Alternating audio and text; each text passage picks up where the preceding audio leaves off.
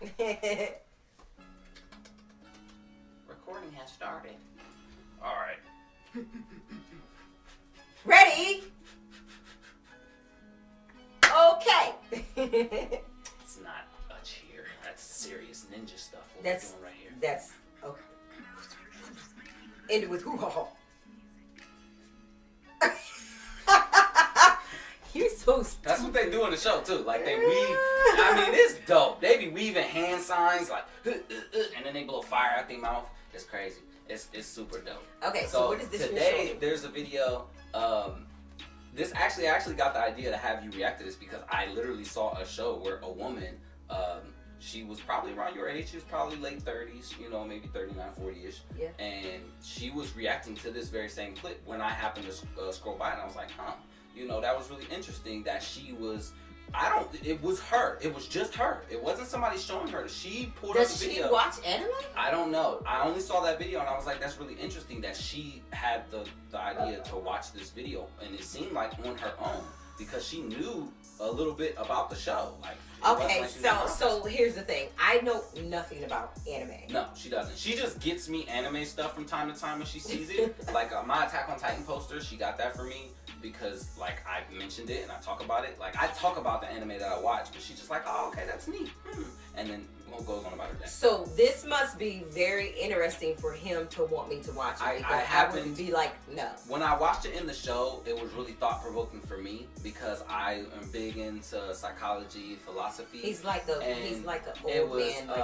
I think he lived in another lifetime. This person on this show happened to be he's one of the main antagonists of the show. And he's really cynical. Like his worldview is really, really negative. Okay. Really cynical to the point where he was going to kill a lot of people to go about changing what the shinobi world, which is ninja. So there are a bunch of ninja like people, but like ninja are as common as the average person. Gotcha. So a lot of people are ninja in the show. And he's like, I'm going to destroy pretty much everything and reform it because his worldview is so cynical. So in this clip, he talks about his cynical point of view. At least that's what I've gotten from it, is that he talks about a cynical point of view and humanity's cycle of hatred. And so I was really curious what you might think of it. I hope it's what I think it is, and doesn't turn out to be something else. So let's go ahead and jump right into this. This is actually, I forgot to tell you guys what this is. This is Pain's Cycle of Hatred. Pain is a Naruto character from one of my favorite animes. As you can see, I got the poster in the back. I'm pointing the right way. Yeah, I'm pointing the right way. And my dog shuts up. She won't. So there's that. Okay, so let's jump right into this. I hit play, but it didn't play. You asked me why I'm doing all this. But even if I told you why, I doubt very strongly that the knowledge would change anything at all. But let's say that I take the time to explain it to you. What do you think would happen then? I have nothing to say to you. My goal is to fulfill the dream even Jiraiya Sensei was unable to achieve. As I said earlier, what I want is to create peace and bring about justice. Create peace? Justice? Are you kidding? Give me a break! You killed my master! And my sensei! Hurt my friends! Destroyed my village! Anybody else think Naruto's dub voice is a little cringy? Weird. After all of the horrible things that you've done, don't you dare talk about peace and justice! Do you need the captions on? Do you want them on? They're not. They're not getting in the way? Okay.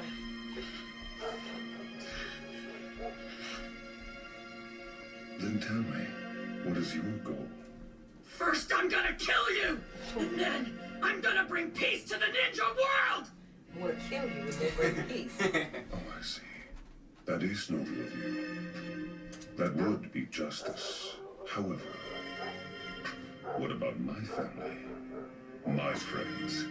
My village? They suffer the same fate as this village at the hands of you Hidden Leaf Ninja.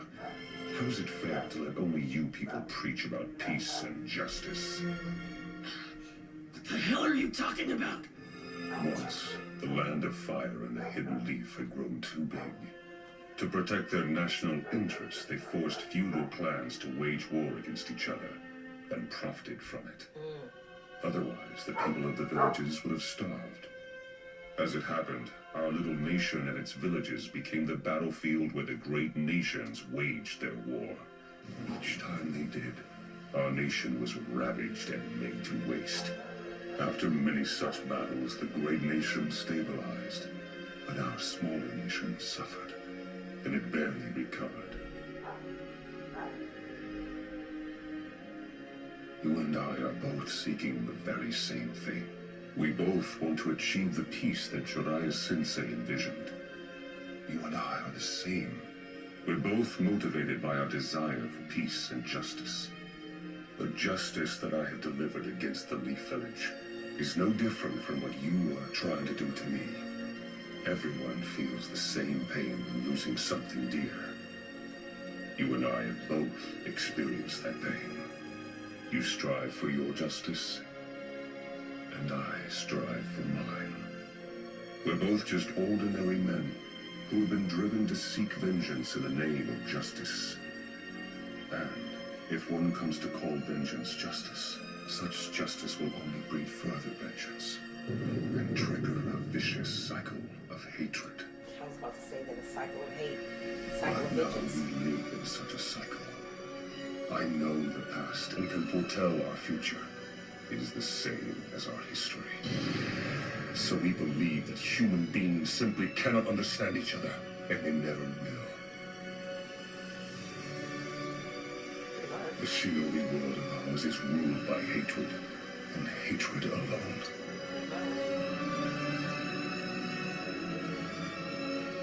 However, even I'm able to see that there's entirely too much hate in this shinobi world of ours. Correct. There's too much hate? I've always wanted to do something about all of this hatred. I'm just not quite sure how to go about it as of yet. But I truly believe that eventually the day will come when all people will understand one another and live in harmony.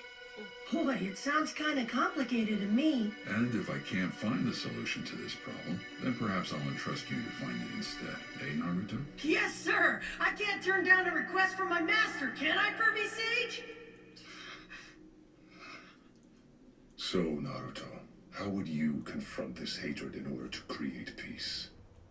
4950, ready or not, here I come. You're supposed to. It wasn't the clip I thought it was. But it was still somewhat thought-provoking. You know? It was very thought-provoking. But it's like that's not the speech that I thought it was, because I remember there's another one that was even deeper than that. That like it must have been that was just a shorter version of what it was, because the speech actually goes on a little bit longer than that, where he actually talks more about society as a whole, and it was just like, but that was definitely a nice chunk of it. That was really interesting because it really breaks down how the and I always think so goofy, because when he was just like, you know, you come and get me because I came and got you, and then he comes to get me because I came and got you. It reminds me of street vengeance, like when, you know, you got this gang member, and then they go kill his brother, then they go kill his brother, then they go kill his, and it's a never-ending cycle of crime and hate, and it just, a lot of things that they said in there is just true. You know, it's like humans just hate each other.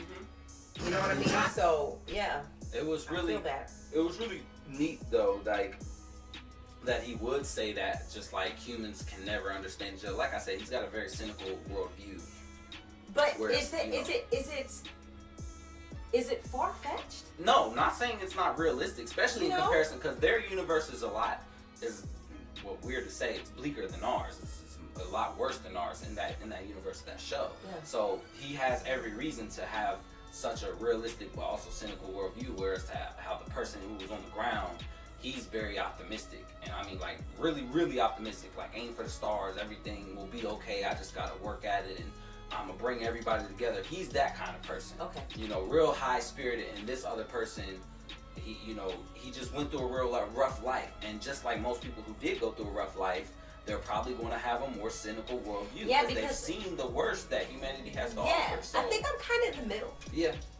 You know, I think I'm optimistic, but in today's the temperature of today's culture, I'm still optimistic, but it's just not looking good. It's not looking good. Yeah, it makes sense. It's so hateful. That's one of the things that I wanted you to watch it for, was because of how we could apply it to today's society. Not just because I wanted you to get into this show. That's not really why. It's because it had a message. Yeah, because it was specifically a speech about society as a whole. And you could put it in and apply it to you can apply it to almost anything. You can apply it to the world. You could apply it to just a family. You know, how if the family wrongs each other, then they'll just keep going back and forth and around and around. You know, we have family that does that, where it's just like, no, I won't ever forgive you. Yeah. And then the kids get mad at them. Correct. And it just goes around generation after generation. So let me ask you, on that show, did they ever address it?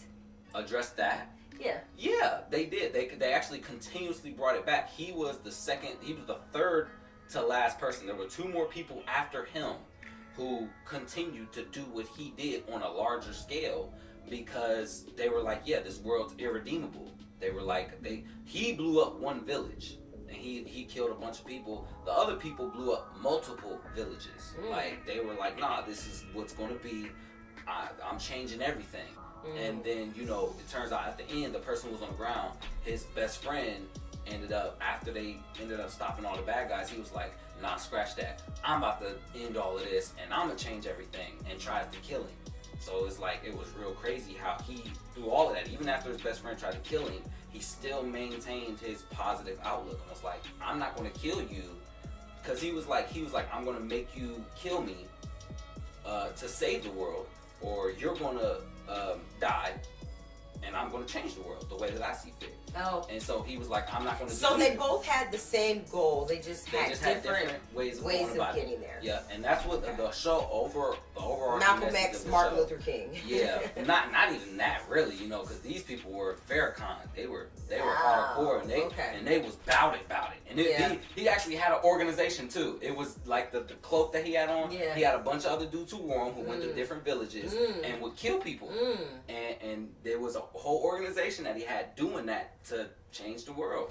And so the show is actually really, really neat. But like I said, I just wanted you to see that for that specific message. If you guys have any other clips similar to that, because I love the deep philosophical stuff that they have in Naruto that's actually thought-provoking. They have a lot of that in that show. Yeah. That's one of the reasons why I like it so much, is because they'll just stop and they'll have an intense dialogue about what they think about the world and why they're doing what they're doing.